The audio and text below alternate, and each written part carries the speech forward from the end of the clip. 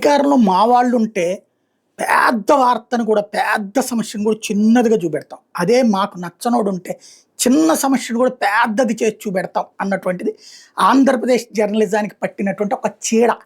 ఈ చీడ పురుగులు రాసేటటువంటి వార్తలతో నిజాలు సమాధైపోతుంటే అబద్ధాలు పునాదుల మీదన భవనాలే కట్టేస్తుంటారు. కొన్ని కొన్ని ఇంపార్టెంట్ ఇష్యూస్ కూడా డౌన్ ప్లే అయిపోతుంటాయి. ఇప్పుడు ఫర్ ఎగ్జాంపుల్ ఇదివరకు జగన్ అధికారంలో ఉన్నప్పుడు తాడేపల్లిలోనో లేకపోతే ఏ ఉండవల్లిలోనో జరిగితే జగన్ ఇంటికి కూతవేటు దూరంలో జరిగినా కూడా పట్టించుకోలేదు. అది మర్డరో రేపో జరిగితే అదేదో జగనే మర్డర్ చేశాడు, జగనే రేప్ చేశాడు అన్నటువంటి కోణంలో, లేకపోతే జగన్ ఇలాకాలోనే గంజాయి తాగుతున్నారు ఇట్లాగా రాసుకొచ్చేవాళ్ళు. అదే జగన్ వైట్లో కూర్చుని అమ్ముతున్నాడు అన్నట్టుగా. అదే ఇప్పుడు ఒక పెద్ద ఇన్సిడెంట్ బాబు గారి ఇంటికి దగ్గర అని నేను అంటలేదు అది. కానీ ఈ జగను బాబు ఇళ్ళు ఎంత దూరం ఉన్నాయి? ఉండవల్లి, తాడేపల్లి, ఆ 2-3 కిలోమీటర్ల రేడియస్సే. అక్కడే జనసేన కార్యాలయమైనా, తెలుగుదేశం కార్యాలయమైనా, వైసీపీ కార్యాలయమైనా ఇవన్నీ ఉండేది. ఆ ప్రాంతంలో జరిగిన ఒక అరాచకం, ఒక గర్భిణిని చితకబాదిన సంఘటన. ఆవిడ మళ్ళీ పోలీస్ సిబ్బంది ప్లస్ వాళ్ళ భర్త విజ్ఞానవంతుడు. వాళ్ళిద్దరిని నడి రోడ్డు మీద కొట్టే దిక్కులేని పరిస్థితిని చిన్న వార్తగా రాసుకొచ్చారు. సిటీ ఎడిషన్కి పరిమితం చేశారు. దంపతులపై అర్ధరాత్రి దాష్టీకం అన్నటువంటిది. తాడేపల్లి పరిధి ఉండవల్లి. ఉండవల్లి అంటే ఏది? చంద్రబాబు గారి ఇల్లు ఉన్నటువంటి ప్రాంతానికి సంబంధించింది.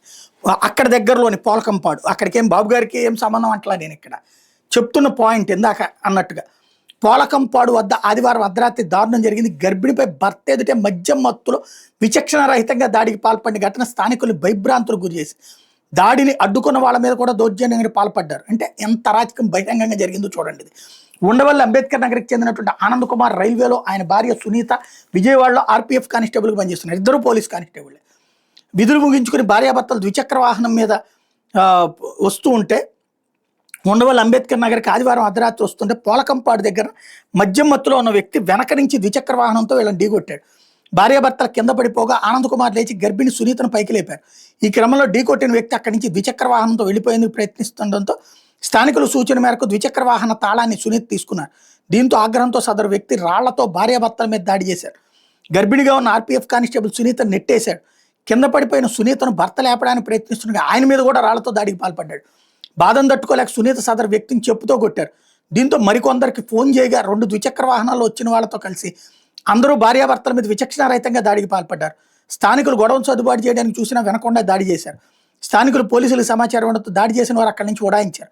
ఘటన మీద ఆర్పీఎఫ్ కానిస్టేబుల్ సునీత ఫిర్యాదు మేరకు ఇట్టాకోటి, అన్నమయ్య మరో మహిళ మీద కేసు నమోదు చేశామని సీఐ కళ్యాణ్ రాజ్ చెప్పారు.